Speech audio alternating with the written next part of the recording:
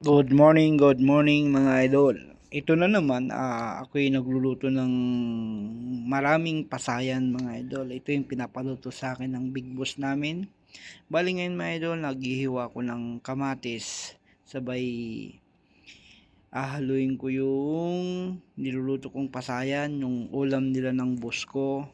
Yan mga idol, minikos-mikos ko. Yan, bali ngayon mga idol, isang malaking rice cooker to mga idol na niluluto kong pasayan, yung hipon mga idol. Bali ngayon mga idol, undawin na rin ako na hiniwa-hiwa ko yung mga ingredients na magluluto ako ng pinakamasarap na munggo mga idol. Ang bilang ng munggoin mga idol, siguro nasa 30,000 pieces na munggo mga idol. Bali nga mga idol, talagang inihiwa ko yung onion, i-prepare ko na para igigisa ko yung hipon at saka yung sibuyas, garlic at saka kamatis mga idol. Bali ngayon mga idol, talagang niluluto ko yung mabuti yung pinapaluto sa akin ng big boss ko na hipon. Bali ngayon mga idol, tinitignan ko kung okay na. Tignan nyo ng mga idol, talagang niluluto ko mabuti mga idol kasi ang daming hipon to mga idol para ma-drain, ma-fry mabuti itong niluluto kong hipon mga idol. Bali yun mga idol, naka-prepare na. Inaano ko yung garlic mga idol para pagkatapos kong magluto ng hipon mga idol, ito naman yung igigisa ko para itong ulam naming tanghalian dito sa work ko, dito sa Blue Ocean Department Store, Baguio Center Mall mga idol. Yan ang simpleng buhay salesman mga idol. Pagkatapos ko magluto dito mga idol, babalik ako sa aking pwesto, isang buhay salesman mga idol. Bali nga mga idol, naka-prepare na, nandyan na lahat.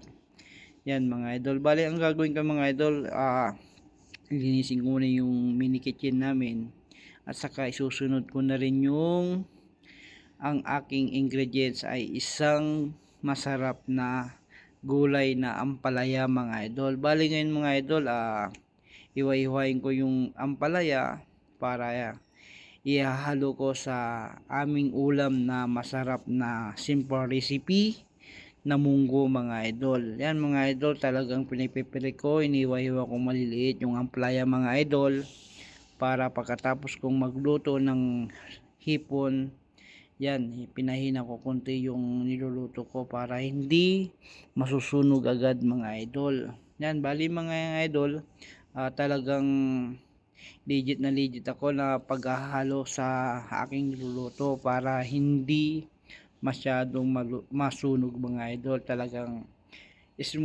slow fire lang para hindi basta-basta masunog yung niluluto ko mga idol.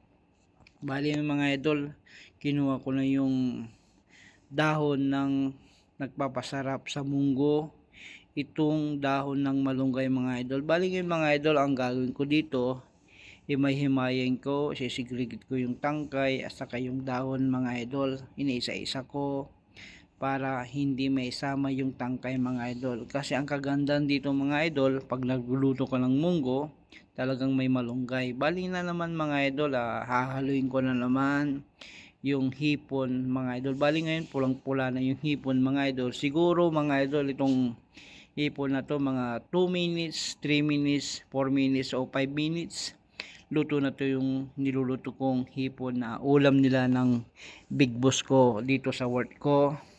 Yan mga idol, talagang hinimay-himay ko yung dahon ng malunggay mga idol para hindi sumama yung malalaking tangkay mga idol, para madaling mailuto yung dahon ng malunggay mga idol. Bali ngayon mga idol, talagang tutok na tutok ako, legit na legit ako sa pagluluto ng hipon mga idol, kasi ang hipon na to ay marami. Siguro ang stick ko dito 5 kilo tong hipon na to. Nakikita nyo naman, pulang pula na. Ito mga idol, luto na to mga idol.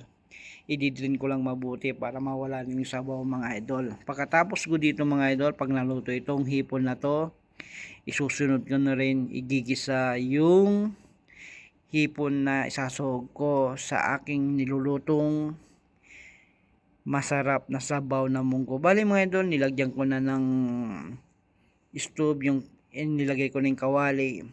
Ipe-prepare ko na, lalagyan ko ng mantika mga idol. Yan, ang susunod ko na yung garlic, onion, kamatis, at saka hipon mga idol. Baling hipon mga idol, isasaw ko din yun. Hinulog ko na yung onion at saka garlic mga idol. Imimikos ko muna mga idol para hindi masunog mga idol. Yan mga idol, na-prepare ko na, nandyan na, inaayos ko na, medyo imikos ko na naman para maluto mabuti yung ginigisa ko mga idol. Bali ngayon mga idol, ang gagawin ko dito, medyo natataranta ako kasi anong oras na rin. Yan, minimikos ko na naman sa pagluluto ng pinagigisa ko yung kamatis, onion, at saka yung hipon mga idol.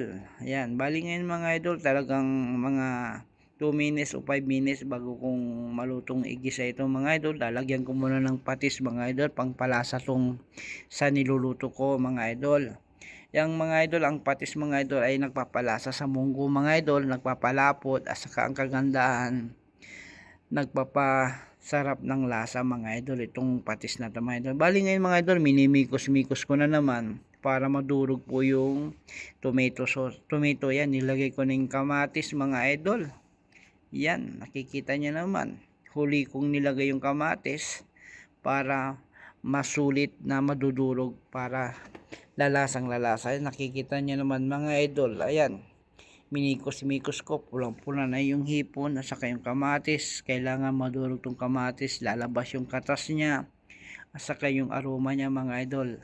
Yan ang nagpapalasa sa munggo mga idol. Bali ngayon mga idol, talagang i-prepare ko na kasi medyo okay na yung ginisa ko. Ito naman mga idol, imimikos ko muna bago ilagay ko doon sa pinalambot ko na munggo mga idol. Pagkatapos ko itong ginisa, ililipat ko dito sa isang pinakuluan kong munggo mga idol para maluto na. Ito yung yan, nilalagay ko na yung ginisa ko mga idol.